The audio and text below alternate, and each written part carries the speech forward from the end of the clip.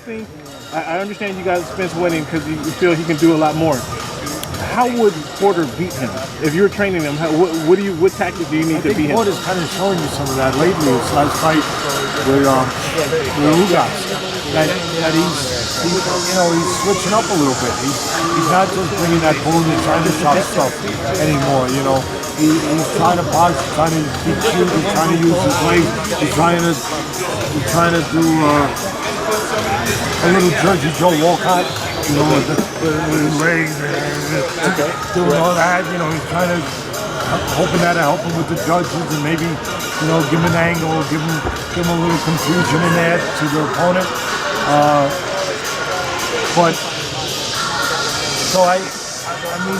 By him changing, he's telling me something. Fighters' language is different than normal people's language. They don't have to say a word. Their actions tell you a million sentences. Right.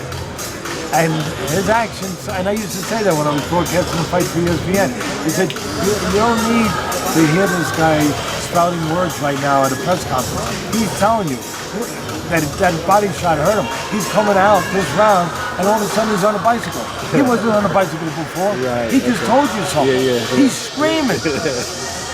All those things take effect. Okay. With no noise, he's screaming. Gotcha. And so I think that in some ways, Porter was screaming in his last fight. He's telling you the answers already. He's saying, at this point in my life, at this point in my career, you know what? I'm gonna mix it up. I'm gonna look for something else. I'm not just gonna bring that pressure game. That pressure game. There's a lot of wear and tear involved in that pressure game. Gotcha. He's not in this business. This ain't his first year or his second year. You know what I mean? Those miles start to accumulate a little bit on that odometer. So I'd have to go with what he believes. I got to go with what the fighter believes. The fighter showed me that he's not sure that he can just bring that all-out attack all night. So I would probably mix it up, to be honest, to give you a good answer. I would mix up a little bit of boxing with a little bit of picking my spots to hold the fort. Now, from Spence's point of view, I heard Roy Jones say this a couple months ago, that Spence beating Mikey Garcia wasn't that impressive. He hadn't seen Spence really in there with somebody. Should Spence get rid of Porter like you anticipate, would that show you any more of the Spence being ready to be the pound-for-pound guy? I think Spence is already there. Okay. I believe in Spence. So you disagree with Roy Jones? I'm not saying I love Roy. Okay, yeah. So I'm not saying I disagree. He's got his opinion, I got mine. Sure, certainly. And he's very deserving of his opinion because of who he is. Yeah. And so I'm just looking at it differently. Okay. I'm looking at it that this guy was an Olympian. This guy went to London and beat Kell Brook. This guy has done everything you've asked of him. I believe what I've seen. I got you. I don't think it's a mirage. Okay, I got you. I believe that when he wants to be relentless, he's relentless. I believe that he's a terrific body puncher.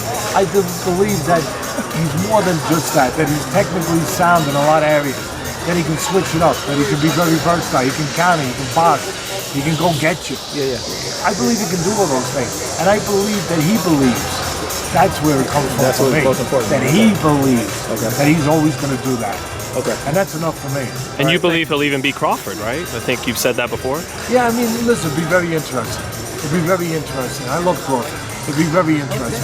Crawford is, he brings a different dimension to it. I mean, you're talking about a guy who's tall and long, stepped up in weight classes, and a guy who's a winner, a guy who's dynamic, but a guy who goes about his business in a different way, where he controls range, where, he looks to set traps. But then he believes too.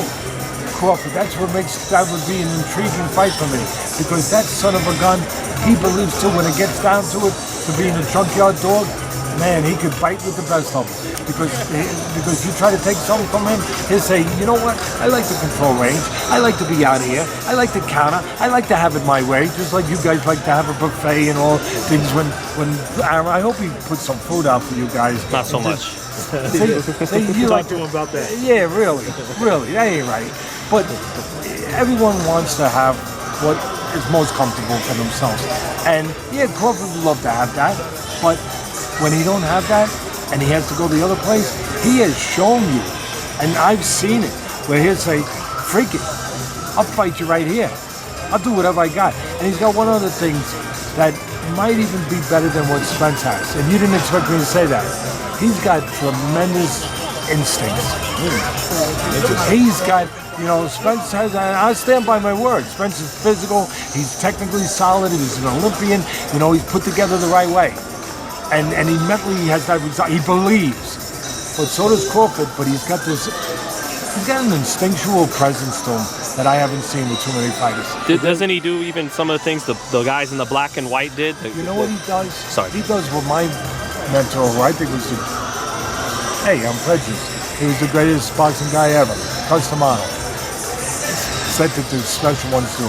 He makes it up as he does it. Not too many people can do that. He's like a Louis Armstrong that can create a new tone right there on the stage with the horn that you never heard before. And that's what Crawford can do. And that's pretty damn special. And that's why I can't just close my eyes and say, hey, I favor Spence in that fight, but it'd be a fight that I would actually go to. Is that a fight we see in 2020? The same guy who won't give you a buffet, you have to talk to him. You have to talk to him because the problem now in boxing is that the best fights can't be made too easily. Yeah. Because you got different sides of the street. Why don't you run for ambassador of boxing, commissioner of boxing, and make it so we get these good fights? You know all the fights that's out there. Hey, you know all the people involved. Listen to my podcast. Listen to my podcast. The Fight with Teddy Atlas. Tell me that. Tell me where's your podcast? Yeah. Where can I find the podcast? Yeah, if you go on YouTube, that's about it. All I know how to describe it. What's the name of it? Tell us the name of it. It's called The Fight with Teddy Atlas. You go on YouTube and you go on the iPod, whatever that stuff is, the geniuses know about. That's about as sophisticated as I can go. Sure. I know it's on YouTube. Okay. I don't know how else to direct you, but it's called The Fight with Teddy Atlas. We put one out every week. Okay. And sometimes twice a week. Okay. And I talk about this stuff. All right, I'm gonna have to go. And not everybody likes it. No, I want to hear it. I'm sure everybody here wants to hear why doesn't Teddy Atlas become the ambassador of boxing, and so we can get a good fight every 3 weeks. I'll tell you one thing. We can have a championship fight. The first thing I would have to do is, I'd have to kill a lot of trees because that paper that they make those pink slips on. Yeah. That you hand out when you're terminated. There'd be a lot of pink slips come Monday, baby. It's a great podcast, Teddy. Thank you. It is. Thank you.